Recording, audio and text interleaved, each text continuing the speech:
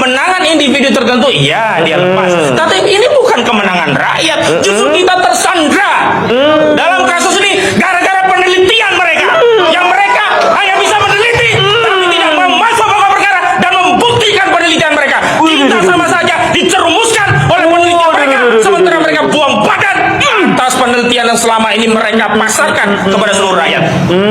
Karena itu kita harus masukkan masalah ini ke pokok perkara. Hukum harus ditegakkan.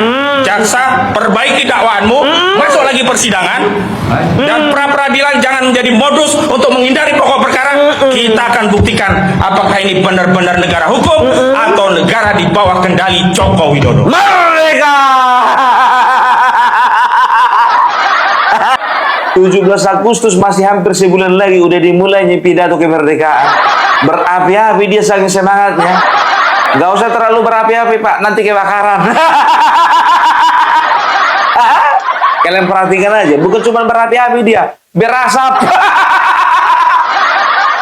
Bayangkan kalian eksepsinya si tipe yang diterima, mereka yang keberatan. Harusnya sebagai teman senang dong. Kok jadi keberatan? Bayangkan ya, yang masuk persidangan si Tipa. Kan begitu ya. Yang kemarin pra-peradilan juga Roy Suryo. Yang konferensi pers mereka. Harusnya konferensi pers itu cukup Tipa atau Roy Suryo, kan begitu. Mereka ikut bikin konferensi pers. Nah urusannya apa? Kan udah enggak kuasa hukum lagi. Keberatan dia kawan. Didorongnya jaksa untuk memperbaiki dakwaan.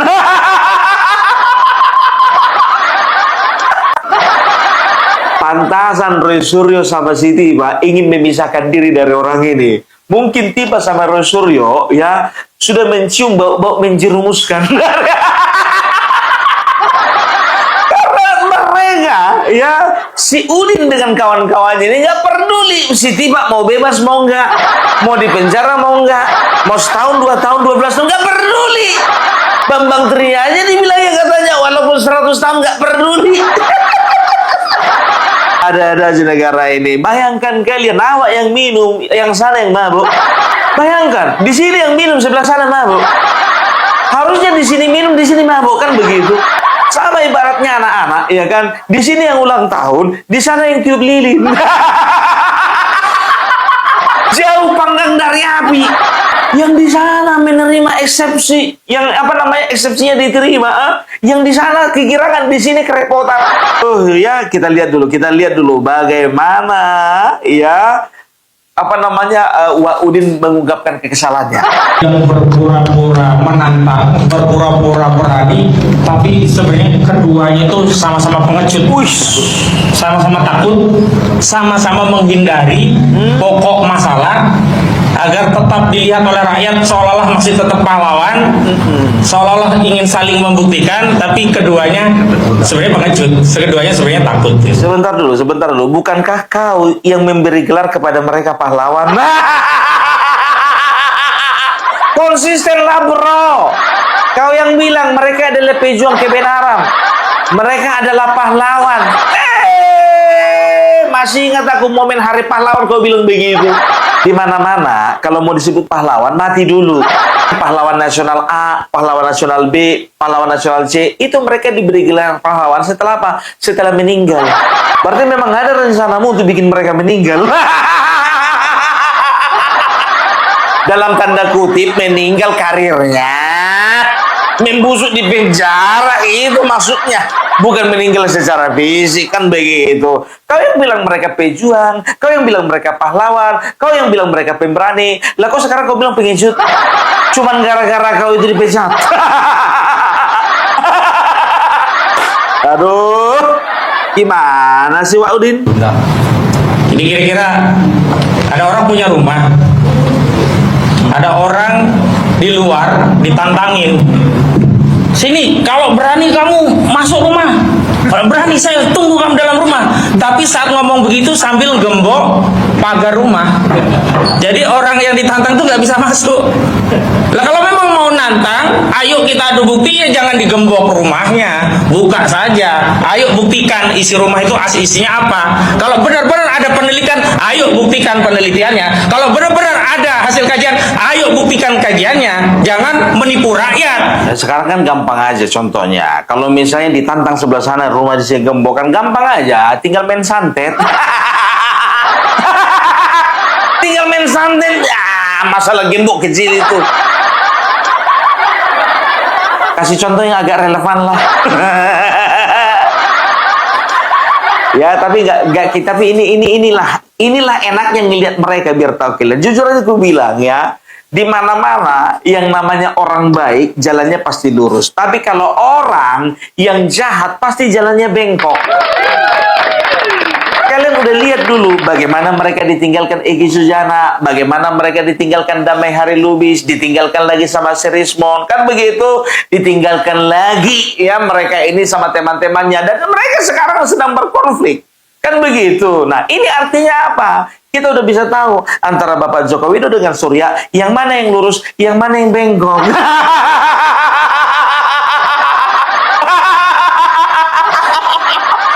Itu kan jelas.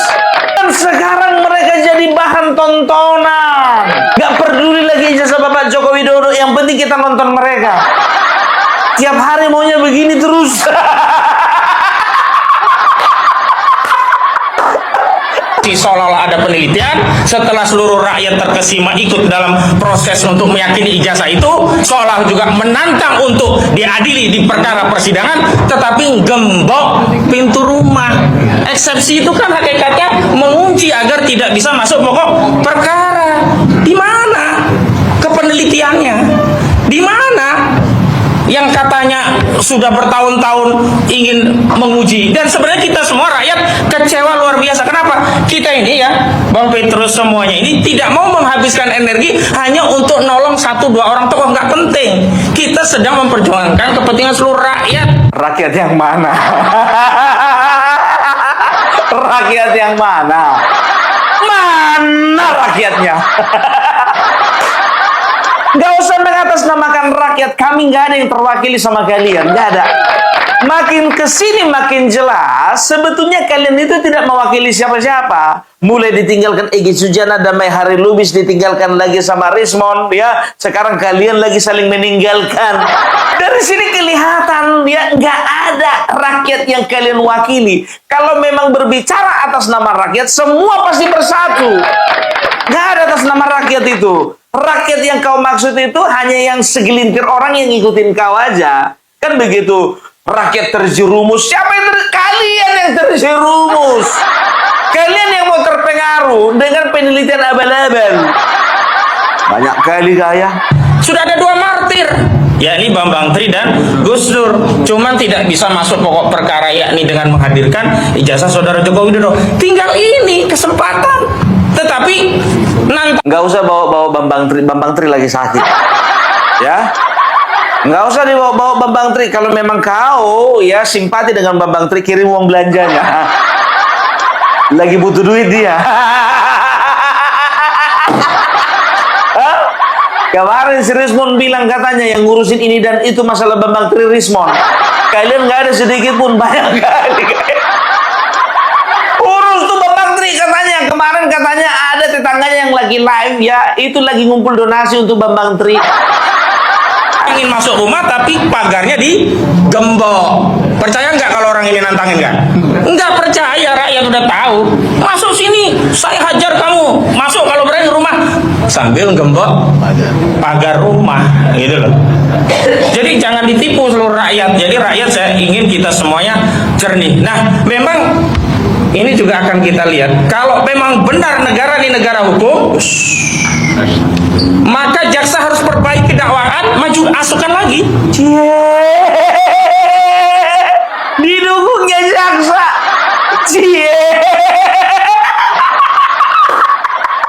Memang betul-betul ada niat orang ini mau memenjarakan si Roy Suryo. Aku nanya, ada ya? Betul ya kata si Repli Harun itu ya? Masa ada lawyer ya yang ingin memenjarakan daripada kliennya? Harusnya lawyer itu membela kliennya, ya, jangan menjerumus kliennya. Begitu juga yang dibilang Roy Suryo kemarin kan, ketahuan sekarang kau. Ah, parah kau. Bayangkan kalian ya, orang yang tadinya membela Roy Suryo dan juga Tiba ya, sekarang mereka mendesak jaksa untuk memperbaiki dakwahan. Artinya apa? Supaya ada jaksa ya, ada lagi kekuatan jaksa untuk menghajar si Tiba ini. Mak, ngeri kali ya kalau dikhianati itu ya. Sakit memang. Aduh. Karena itu cara untuk mengadili perkara ini sampai tuntas. Kalau jaksa setelah berkas diminta untuk dikembalikan, barang dibuktikan, kembalikan, akhirnya ujung-ujungnya nggak ada proses lebih lanjut, ya sudah, sebenarnya ini dua-duanya takut, dua-duanya pengecut, tapi di depan publik yang satunya berlagak, saya sudah bertemu dengan kawan-kawan saya, ini persiapan untuk masuk ke persidangan, kita akan buktikan, saya akan bawa ijazah SD, SMP, SMA, dan sebagainya. Sebenarnya dia takut, dia juga pengecut. Yang satunya begitu, Bapak, saya tunggu. Kita akan buktikan, sudah siap nggak? Ada tuh prioritas bukti, akan saya tanyakan satu persatu. Tapi pagar rumahnya digembok. Enggak, sebentar dulu. Kayaknya kau juga ngomong begitu juga deh kemarin kalau nggak salah di podcast. Kau juga bernafsu kali kau mendudukkan Bapak Joko Widodo di ruang persidangan. Kau bilang apa kemarin itu kalau nggak salah? Apakah Joko Widodo siap dicecar 700 pertanyaan? Koreksi Opung Parmela kalau salah ya. Memang niatanmu itu udah jelek niatanmu itu. Ya bukan masalah. Kau itu niatanmu itu bukan ingin mendapatkan pencerahan apakah ijazah Bapak Joko Widodo memang betul-betul asli atau palsu. Kalau memang asli tunjukkan, selesai. Kalau memang palsu berarti harus ada tindak lanjut, kan begitu. Nah ini enggak. Nafsu dia ini memang betul-betul ingin mempermalukan Bapak Joko Widodo. Kenapa Bapak Joko Widodo menurutku harus dipermalukan dia? Ya karena Bapak Joko Widodo adalah orang yang bertanggung jawab atas dibubarkannya HTI. Organisasi tempat dia bernaung, tempat Alfian Tanjung bernaung, tempat si Tipa, tempat si Kurnia. Alah.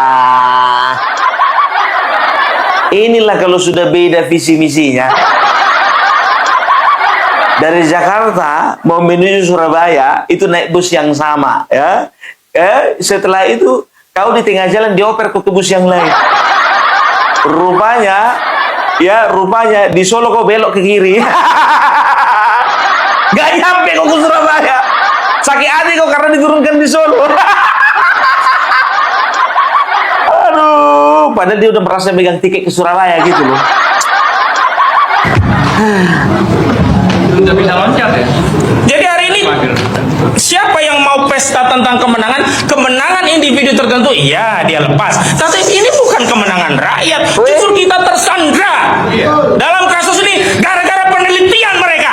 Yang mereka hanya bisa meneliti, tapi tidak mau masuk pokok perkara dan membuktikan penelitian mereka. Kita sama saja dicerumuskan oleh penelitian mereka, sementara mereka buang badan atas penelitian yang selama ini mereka pasarkan kepada seluruh rakyat.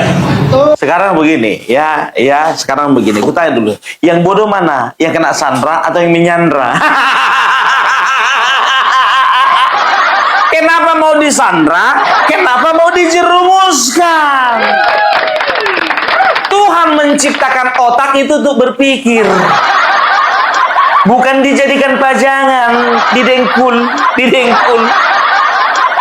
Berpikir arahnya kemana? Kan begitu. Kalian udah cek bagaimana kompetensinya si Rismon? Kalian udah cek nggak bagaimana kapasitasnya si Roy Suryo terkait dengan ijazah ini? Kan begitu. Harusnya kalian sudah pelajari mulai dari si Rismon belok ke Solo. Dari situ kalian harusnya udah bisa pelajari bahwasannya Roy Suryo itu nggak ada apa-apanya tanpa si Rismon. Karena apa? Mereka tidak lagi berbicara penelitian, tidak berbicara lagi kertas, tidak berbicara lagi tinta, tidak berbicara lagi lintasan, tidak berbicara lagi ELA, nggak berbicara lagi mengenai teknis, enggak.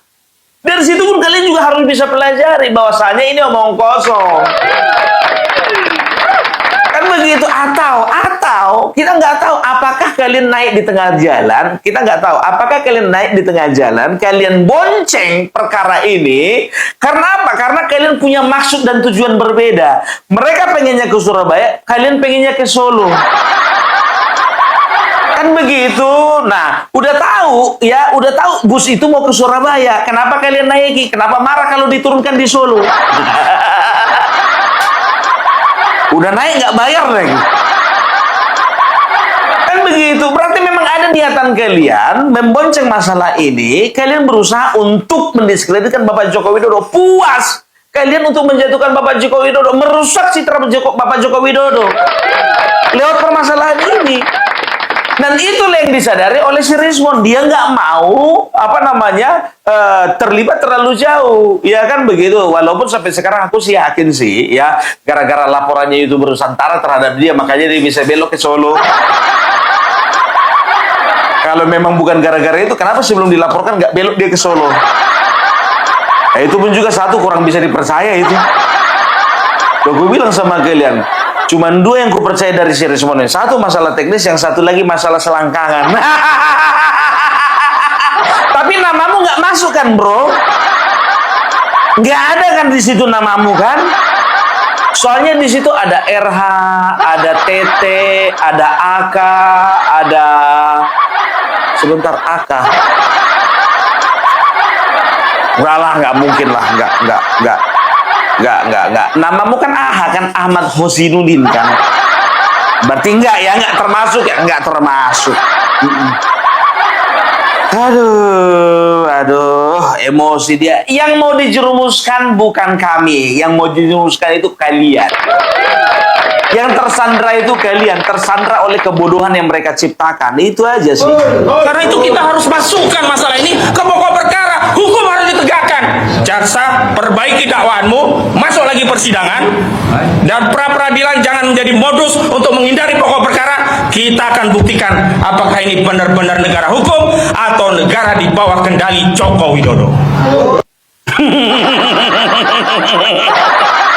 Narasinya itu terus ya kan? Di bawah Joko Widodo lah, geng Solo lah, orang Joko Widodo lah, termul lah. Gak ada yang lain sih dari orang ini sebetulnya. Nah, ya itu tadi ya tanggapan dari yang namanya Ahmad Hosinuddin. Aha. Minta maaf kalau aku salah nama. Aku gak terlalu tahu namamu soalnya. Minta maaf. Maafkan kalau aku salah nama ya.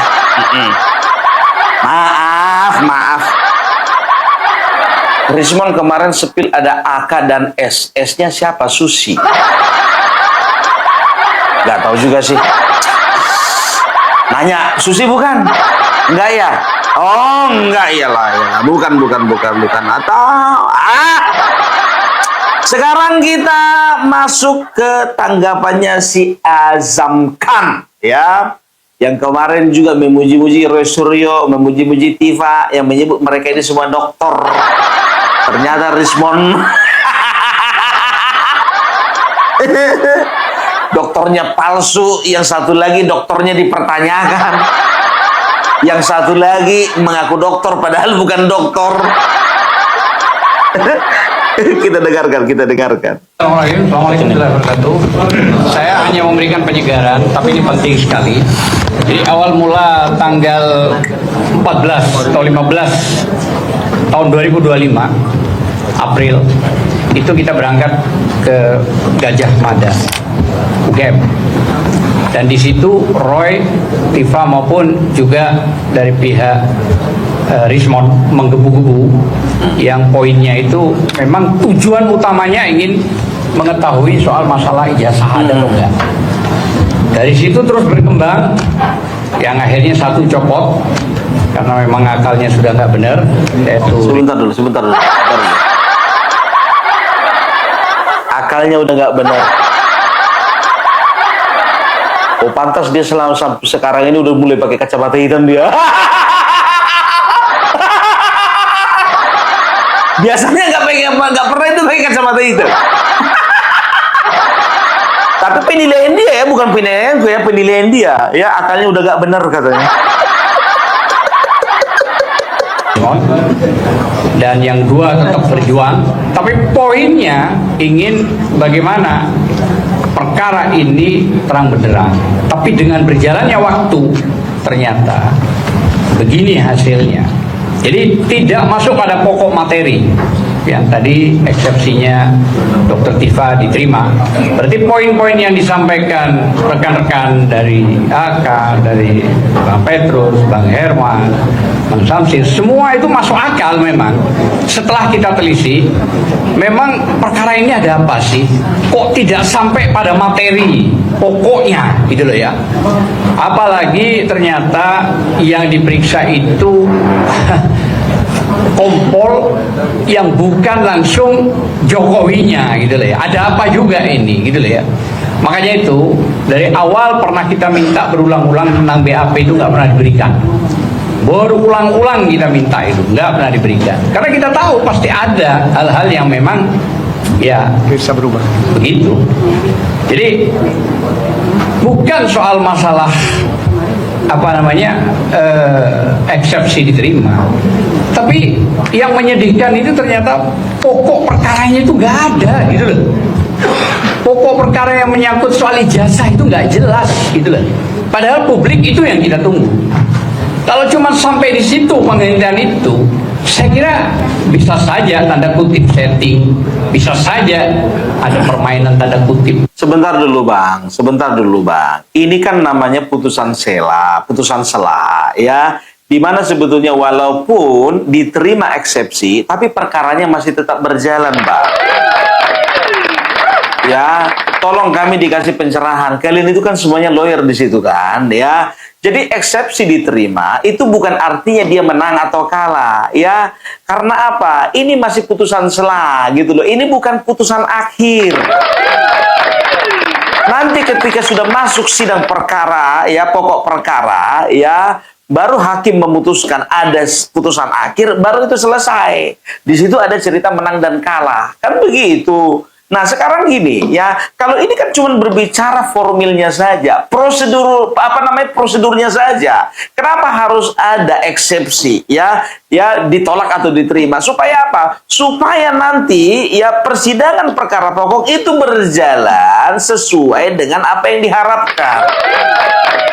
Jangan nanti di tengah jalan ada permasalahan gitu loh. Permasalahan prosedur, makanya harus dikelirkan. Makanya kalau kalian perhatikan, Tifa sekarang ini ya, ini tahu bahwasanya ya eksepsinya diterima ataupun nggak diterima sebetulnya nggak terlalu pengaruh besar gitu loh. Nggak terlalu punya pengaruh besar. Makanya dia nggak terlalu senang, nggak bisa terlalu bergembira. Dicerdaskan bang. Jangan seolah-olah ini dianggap kami masyarakat awam ini menganggap ini putusan akhir. Karena banyak yang menjawab Opung Parbelak ya, Opung Parbelak saya sedih, Tifa bebas. Kok bebas? Bisa saja itu terjadi. Terbukti juga ada beberapa hal yang bisa kita lihat. Orang-orang yang ada di tempat kita tadinya luar biasa, ternyata nyebrang tanpa perlu nuwun. 2 orang lagi. Dan bukan cuma di situ, dia menjadi pemanggung di situ. Karena itunya, lah itulah bisa kita baca semua gitu ya, bahwa proses-proses yang terjadi ini adalah proses yang tanda kutip memang settingan gitu ya. Artinya settingan itu bahwa bisa jadi gitu deh. Memang tidak perlu menghadirkan Jokowi gitu loh sebagai orang utama yang ada hubungannya dengan delik aduan absolut, padahal dia wajib untuk hadir di situ untuk menunjukkan yang katanya berjanji. Sebenarnya itu janji udah berulang-ulang, cuman janji yang masalah kasus ini akan membawa ijazah TK, ijazah SD, ijazah SMP, ijazah SMA, sampai ijazah sarjana. Nggak tahu yang TK ya, mungkin tambahan gitu. Nah itulah yang terjadi gitu ya. Tapi ternyata di BAP itu ya kompol sarif gitu loh. Jadi memang aneh ini, memang dibuat aneh. Dan yang jelas sekali lagi saya katakan, bukan hal yang istimewa eksepsi itu ditolak. Berarti kan pokok perkaranya ini soal ijazah palsu sampai detik ini kan gantung. Tidak ada putusan. Kejelasan yang inkrah bahwa ijazah itu ada atau tidak, asli atau tidak, sampai detik ini nggak ada. Maka Bang sebentar, jangan kalian bilang itu settingan by design. Itu adalah kemauan daripada Tifa, kemauan daripada Roy Suryo. Kenapa Roy Suryo mengajukan pra-peradilan pertama, kedua, ketiga, keempat? Dia berusaha untuk mengulur waktu, menghindar dari yang namanya sidang pokok perkara. Kan begitu, karena apa? Dia ketakutan, Bang. Ya, kalau bicara by design, ya jujur aja aku bilang lebih bagus sama seperti Rismon. Langsung aja mereka itu menerima RJ, apa susah? Kan begitu. Ya sekarang mereka itu punya kepentingan lebih daripada kalian punya kepentingan. Karena apa? Mereka lah pembuka awalnya permasalahan ini, bukan kalian. Ya, kalaupun di situ masih ada Kurnia, Rizal Fadila, dan juga Rustam Effendi, itu kan klaster pertama. Nah, yang intinya, pemain intinya ada di klaster kedua ini, gitu loh, ya. Jadi jangan bilang ketika kalian sudah nyebrang, sudah nggak barengan lagi, kalian bilang by design. Tapi waktu kalian masih berbarengan, ya, kalian bilang ini adalah proses alami, ini adalah betul-betul sesuatu yang sudah didiskusikan. Nggak boleh begitu, Pak. Itu kami tetap akan berjuang taka ini pada titik nadir yang bisa membuktikan bahwa memang ijazah ini memang nggak ada. Dan kami sudah melakukan sebuah proses pelaporan tentang yang membuat ijazah tersebut diindikasikan, dan sudah di Mabes, sudah kita aduan, dan sudah masuk di meja Kabar Eskrim untuk ditindaklanjuti penyelidikan sampai pada tingkat penyidikan. Dan itu salah satu konsekuensi kita akan tetap berjuang, gitu loh, bahwa memang kita akan cari benar enggak sih, jangan sampai rakyat 282 juta ini ditipu karena masalah itu. Makanya kita akan membuktikan kebenaran itu. Jangan sampai ada setting dan permainan-permainan yang diindikasikan nggak baik. Saya kira itu aja. Terima kasih. Assalamualaikum warahmatullahi wabarakatuh. Nggak kayak sama Konsinuddin tadi memberikan semangat kepada jaksa gitu untuk memperbaiki dakwaan. Jangan mengatasnamakan 280 juta yang mendukung kalian, yang pergi warawiri kemana-mana pun juga nggak nyampe 100 orang. Ya, kalaupun ada netizen, ya itu pun juga paling pendukungnya Anies Baswedan. Setelah itu tambah lagi yang sebelah kiri yang 16%. Nah, kalau itu sih abu-abu sih. Mereka itu bukan perkara masalah Joko Widodo punya ijazah atau nggak punya ijazah. Mereka itu proyeksinya bagaimana supaya Joko Widodo, ya Gibran dan PSI jangan bisa mendapatkan panggung 2029. Gak peduli mereka. Kalau mereka sebelah sana kan bukannya bilang apa, ya mereka itu sudah terbantu ya dengan figur Bapak Joko Widodo yang masuk partai mereka, kan begitu. Gak akan berbicara mereka, karena apa? Makin banyak bicara, makin banyak nanti ya mereka itu jadi sasaran empuk.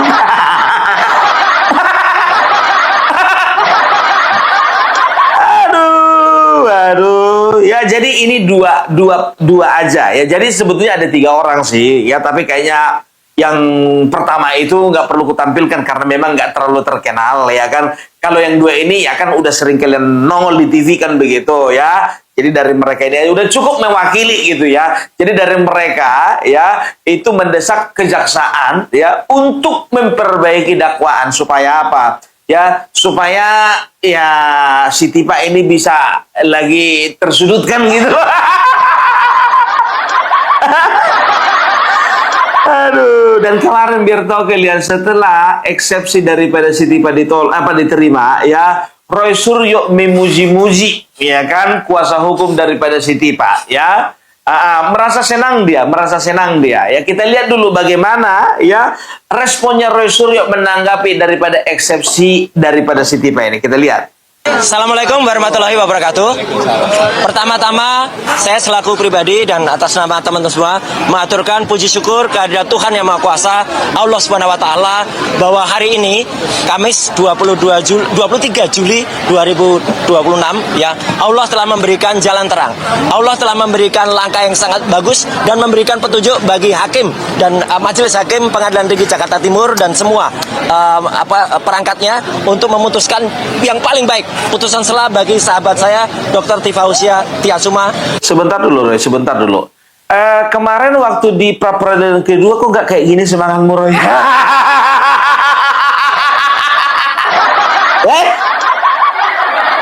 Tiba yang ini semangat kau. Oh iya, iya ya, nggak ingat aku ternyata yang kemarin pra peradilanmu ditolak ya. Oh iya pantas. Luar biasa. Allahu Akbar. Yang kedua, saya mengaturkan selamat kepada tim hukum Dr. Tifa. Luar biasa. Tim pembela Dr. Tifa ini sangat luar biasa. Di bawah Pak Al-Katiri, Pak Wirawan Adnan, Pak Lutfi dan semuanya ya. Dipujinya tim kuasa hukumnya Siti Pak. Ini si Repli Harun sama Abdul Ghafur Sangaji ini harusnya terpukulin. Ya, terkumpul udah mulai dipuji-puji nih. Hati-hati kalian.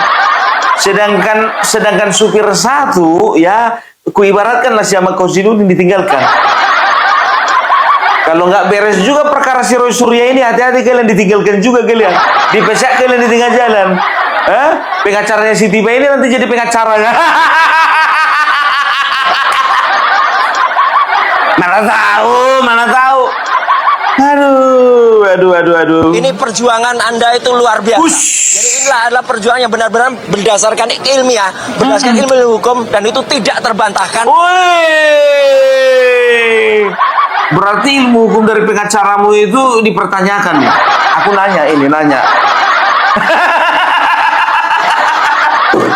Pra peradilan kedua kan kok kau puji-puji itu kuasa hukummu. Aduh, nanya aja, mana tahu ya silakan pindahlah ke sana. Kalau memang kuasa hukum di sana lebih paten ya kan, ngapain kau pertahankan yang dua itu? Itu saran aja sih. Sampai dengan meskipun awalnya tentang soalnya kompetisi relatif itu ditolak, tapi itu tidak mau. Yang paling penting dagingnya ini. Jadi ini perkaranya berhenti. Yang ketiga, perkara Sesat kau. Dari mana perkaranya berhenti?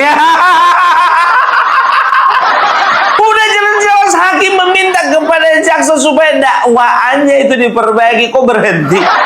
Aduh, capek deh.